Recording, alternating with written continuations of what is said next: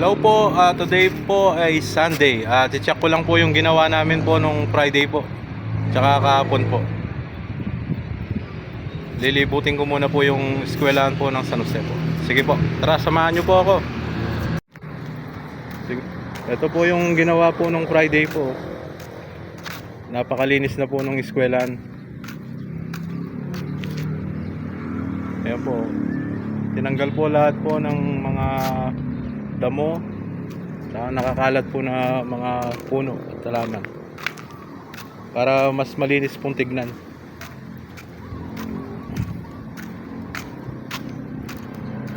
Ini po yung tamang feeding room. Yan po. Ito po yung building po na pinagawa po ni Antonio and Rupina Medrano Memorial Library. Salamat po sa Medrano family po. Ayan po, napakaganda po ng ginawa nila. Donation po to, donation.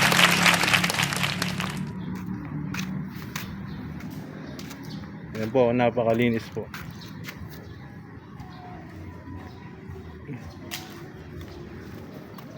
Pati po yung mga puno po dito, nalinisan na rin po. Pati yung CR po, ito po yung susunod na project po na ayusin.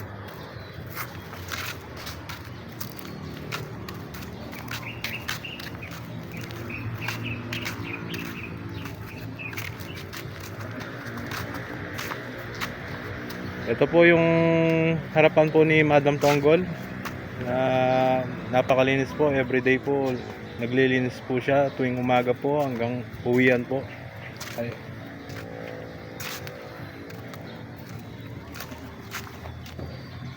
Tara po, liputin po natin.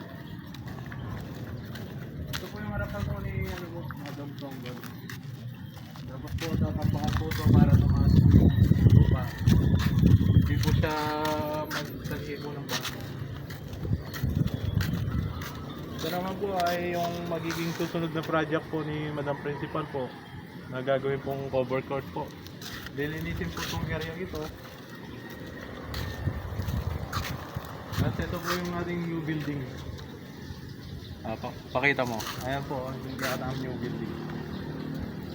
So lilibutin po natin ang napakagandang eskwelahan po ng San Jose Elementary School. Pinturahan lang po ito tsaka maayos. Lilinis po ito at gaganda.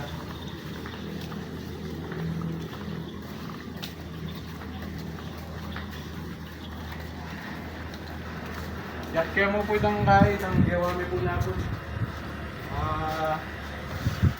Ginawa po ni Kagawad Bernard Lalo.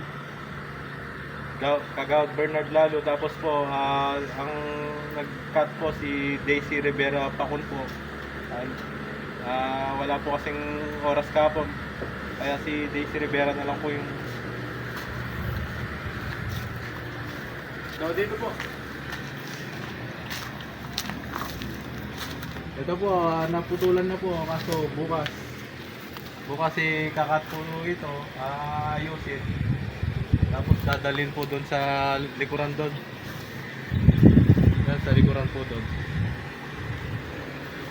Tara.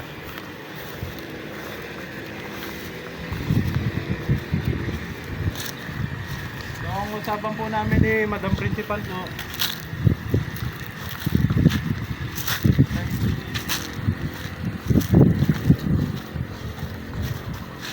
Usapan po namin ni Madam Principal nagawa po kami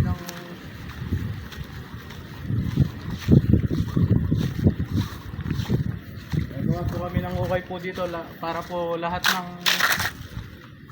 basura dito na lang po ilagay.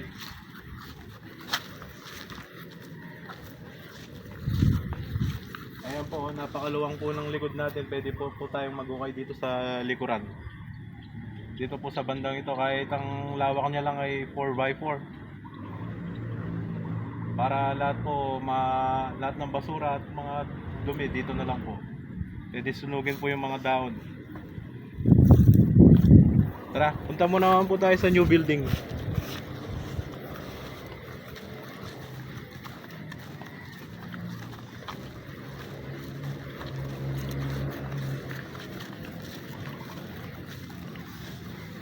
po yung pinagawa po ni Ma'am Principal po, Ma'am Aleli Katakutan po. Yung ginagawa niya every day po, nagpapalinis po siya every morning, tsaka bago umuwi po ng hapon.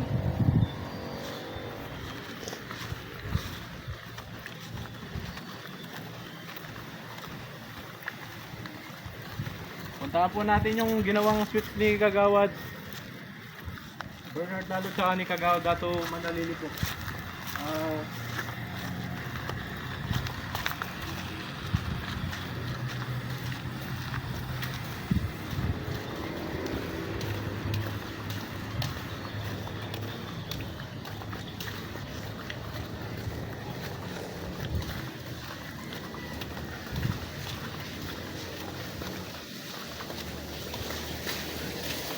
Ito po yung ginawang switch po ni Kagawad Dato tsaka ni Kagawad Bernard Lalo po.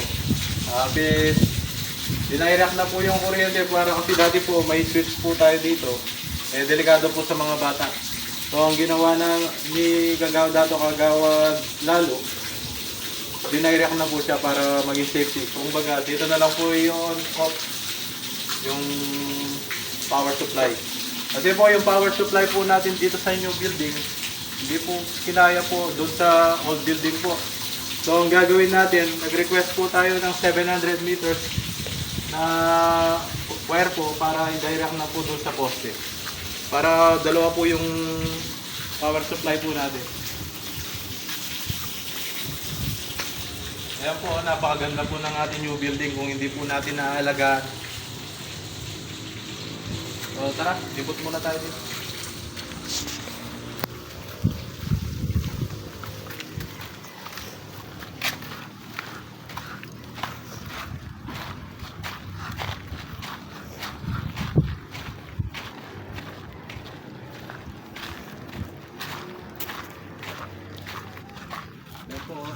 Napalinis na po yung paaralan natin. So, unti-unti yung naayos ko.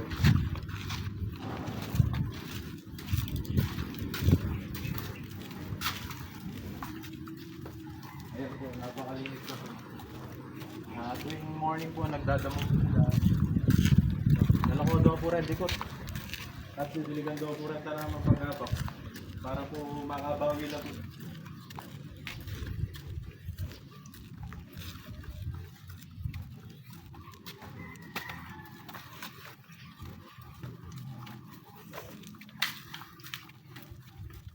Dati po madikot po ganyan.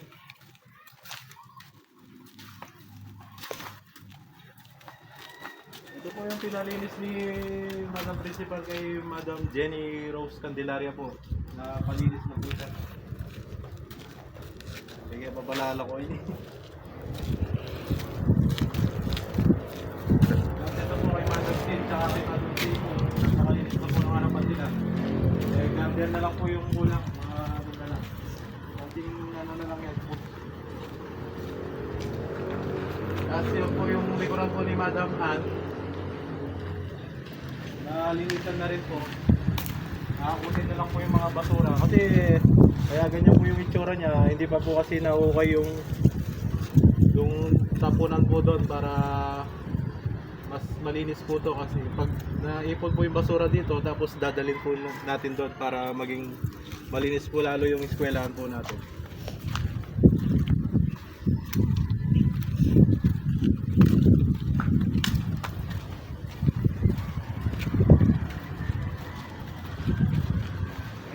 Kantin po natin, napakalinis din po. Kung makikita nyo po yung kapaligiran po at likuran po ng eskwelahan, bukod sa linilinis po yung harapan, dapat pati sa likuran. Kasi kung may bibisita po sa eskwelahan natin, masasabi nila na masisipag at malilinis po yung mga nag-aaral at nagtuturo dito sa paaralan po ng San Jose.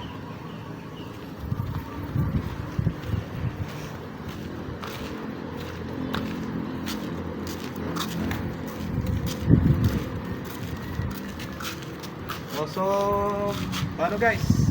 Hanggang sa muli po, sa susunod po, i-report ko na naman po kung ano yung nangyayari po sa loob ng eskwelahan po.